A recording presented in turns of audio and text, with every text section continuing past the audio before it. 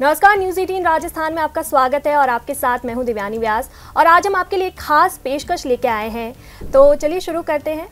हमारी सनातन संस्कृति में एकादशी व्रत का अपना विशिष्ट स्थान है। भगवान विष्णु को समर्पित ये व्रत महीने के दोनों पक्षों के एकादशी तिथि को रखा जाता है।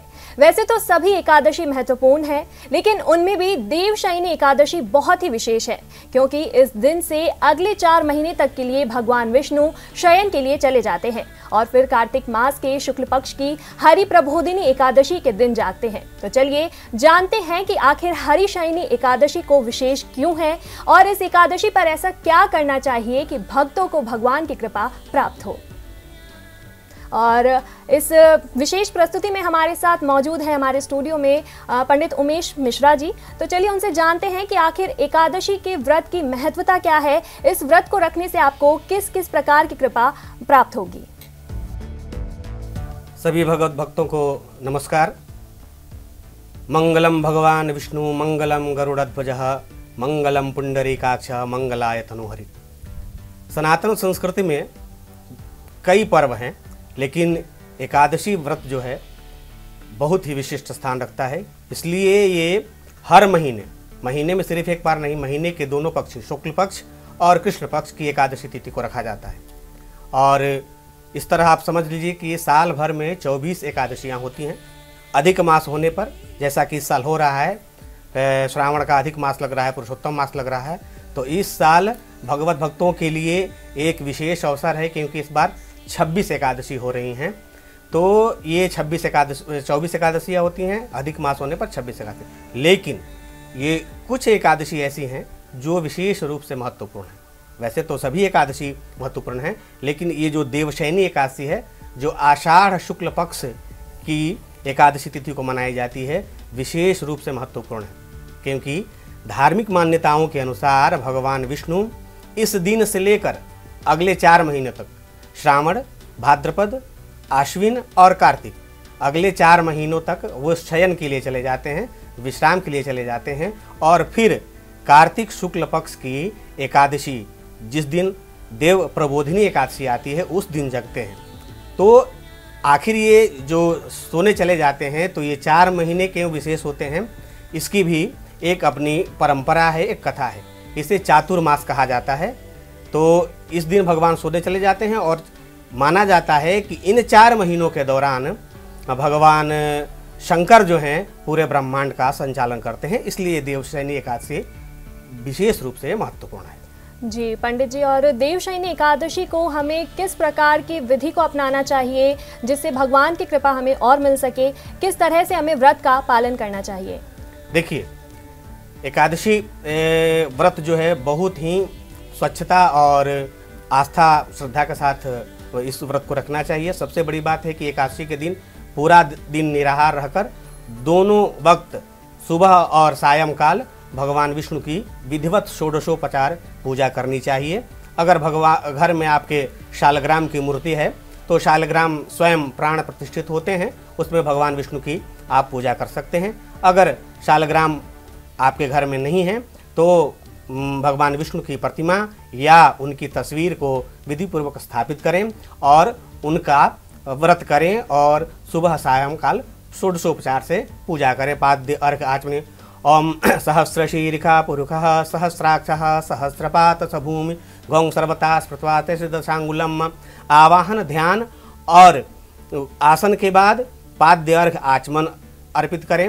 फिर पंचामृत से स्नान कराएं और उसके बाद वस्त्र, चंदन आदि उनको अर्पित करें।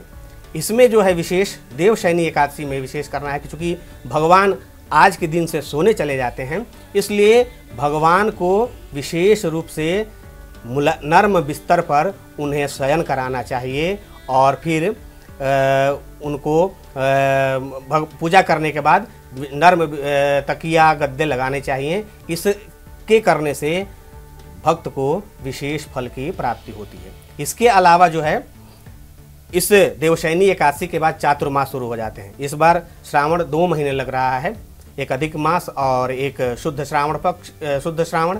इसलिए ये चातुर्मास जो है 5 महीने का है, लेकिन इसे चातुर्मासी कहा जाएगा क्योंकि इसमें महीने 4 ही होते हैं, श्रावण, भाद्रपद, आश्विन और कार्तिक। इन 4 महीनों में चातुर्मास व्रत का पालन भी करना चाहिए। जो चातुर्मास व्रत का पालन करते हैं उन भक्तों की सभी मनोकामनाएं पूरी होती हैं। तो चातुर्मास व्रत के पालन की विधि ये है कि 4 चीज़ों का इन महीनों के अंदर 4 चीज़ों का विशेष रूप से त्याग करना चाहिए। धार्मिक कथाओं के अनुसार या धार्मिक जो संस्कार हैं उनके अनुसार श्रावण मास में शाक का त्याग करना चाहिए, भाद्रपद मास में दही नहीं खाना चाहिए, उसके बाद आश्विन मास में दूध का त्याग करना चाहिए और कार्तिक मास में दाल का सेवन नहीं करना चाहिए। तो ये चातुर्मास व्रत का नियम संयम है। इन चातुर्मास व्रत का नियम संयम करने से मनुष्य की सभी मनोकामनाएं पूरी होती हैं और व्रती के सभी पाप नष्ट हो जाते हैं। जी, और पंडित जी इस दिन कौन कौन से पाठ करने से हमें किस प्रकार का लाभ प्राप्त होगा? जी बिल्कुल, देखिए, यस्य स्मरण मात्रेण जन्म संसार बंधनात् विमुच्यते नमस्तस्मै विष्णवे प्रभ विष्णवे।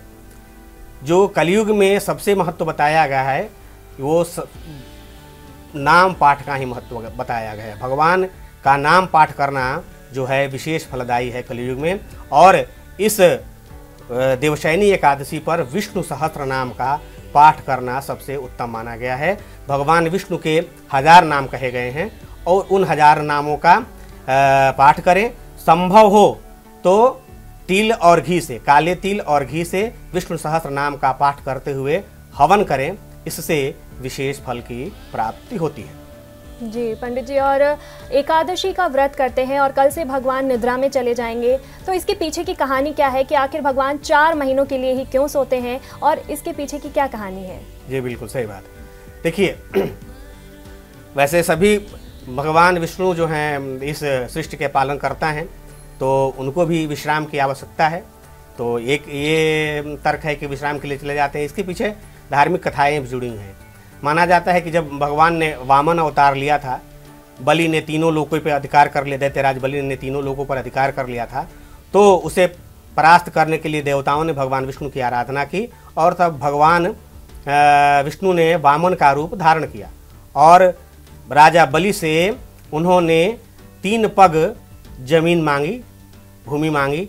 राजा बलि वामन रूप देख के बहुत ही आश्चर्य में पड़ गए और बोले कि सिर्फ 3 पग जमीन चाहिए, लीजिए। लेकिन जैसे ही उन्होंने संकल्प किया 3 पग भूमि देने का, वैसे ही भगवान विष्णु जो है विशाल काय होते गए और उनका पहला पग जो था वो उन्होंने पूरा स्वर्गलोक नाप लिया, दूसरे पग में उन्होंने पृथ्वी लोक नाप लिया, तीसरे पग में अब कुछ बच नहीं गया था, तो राजा बलि ने अपना सिर आगे कर दिया। भगवान विष्णु ने उनके सिर पर पैर रखा और वो पाताल में चले गए, रसातल में चले गए। लेकिन बलि की दानशीलता से बहुत प्रभावित हुए और तो बलि से कहा कि आप वरदान मांगो, जो वरदान मांगोगे मैं दूंगा। तो बलि ने कहा कि आप पाताल में ही आप निवास करिए। तो भगवान ने पाताल में निवास करने का निश्चय किया और तथास्तु कहा। लेकिन इसके बाद देवताओं की चिंता बढ़ गई कि भगवान अगर पाताल में निवास करेंगे तो हमारा क्या होगा, स्वर्गलोक और पृथ्वीलोक का संचालन कैसे होगा। तो अंत में जब देवताओं ने प्रार्थना की तो भगवान विष्णु वापस आए, लेकिन उन्होंने अपने भक्त बलि को निराश नहीं किया और ये 4 महीने के लिए भगवान तो शयन करने में चले जाते हैं, लेकिन उनका अंशावतार जो है वामन रूप में, अपने अंशावतार वामन रूप में वो पाताल लोक में निवास करते हैं। इसके अलावा एक कथा और भी है कि एक दैत्य शंखचूड़ के साथ युद्ध करते करते बहुत सालों तक युद्ध चला और अंत में भगवान विष्णु ने उसे पराजित किया और उसका वध कर दिया। लेकिन इस युद्ध के कारण वो इतने थक गए थे कि उन्हें विश्राम की आवश्यकता थी और इसलिए ही माना जाता है कि वो 4 महीनों के लिए शयन में चले जाते हैं। जी, और पंडित जी हमारे हिंदू मान्यताओं के अनुसार भगवान जब चतुर्मास चलता है उस दौरान कोई भी शुभ कार्य नहीं किया जाता है। तो चतुर्मास के दौरान ऐसे कौन कौन से कार्य हैं जो हम कर सकते हैं और कौन कौन से ऐसे कार्य हैं जो हम नहीं कर सकते? जी बिल्कुल, देखिए चातुर्मास के दौरान जो विशेष रूप से जो कार्य नहीं किए जाते हैं वो मांगलिक कार्य हैं। विवाह आदि जो हैं वो देवशयनी एकादशी के दिन से ही, देवशयनी एकादशी के दिन तक होते हैं और उसके बाद जैसे ही भगवान शयन को चले जाते हैं तो विवाह आदि मांगलिक कार्य, उपनयन और श्राद्ध से संबंधित पितरों से संबंधित जितने कार्य होते हैं वो स्थगित हो जाते हैं 4 महीने के लिए, वो नहीं किए जाते हैं। इसके अलावा काफ़ी धार्मिक आयोजन होते रहते हैं, उसमें गृह प्रवेश और गृहारंभ चातुर्मास में नहीं करना चाहिए। इसके अलावा जो सामान्य शुभ कार्य हैं वो इस चातुर्मास में भी किए जा सकते हैं। काफ़ी धार्मिक आयोजन इस चातुर्मास में भजन कीर्तन का बहुत ही महत्व है। 4 महीने में इसीलिए देखते हैं कि श्रावण में पूरे महीने भगवान शिव की आराधना चलती रहती है, पूरे महीने मेला लगा रहता है। भाद्रपद मास में भी भगवान श्री कृष्ण का जन्मोत्सव मनाया जाता है, जन्माष्टमी मनाई जाती है। आश्विन मास में भी नवरात्र होता है। तो ऐसे धार्मिक आयोजनों पे कोई प्रतिबंध नहीं है, और बल्कि ये चातुर्मास में धार्मिक आयोजन, भगवान का नाम संकीर्तन आयोजन होते रहता है और इससे विशेष फल की प्राप्ति होती है। जी, तो पंडित जी इस खास कार्यक्रम में हमारे साथ जुड़ने के लिए आपका बहुत बहुत धन्यवाद। नमस्कार। और साथ ही और भी ऐसी खास पेशकश के लिए जुड़ी रहिए न्यूज़ 18 राजस्थान के साथ। नमस्कार।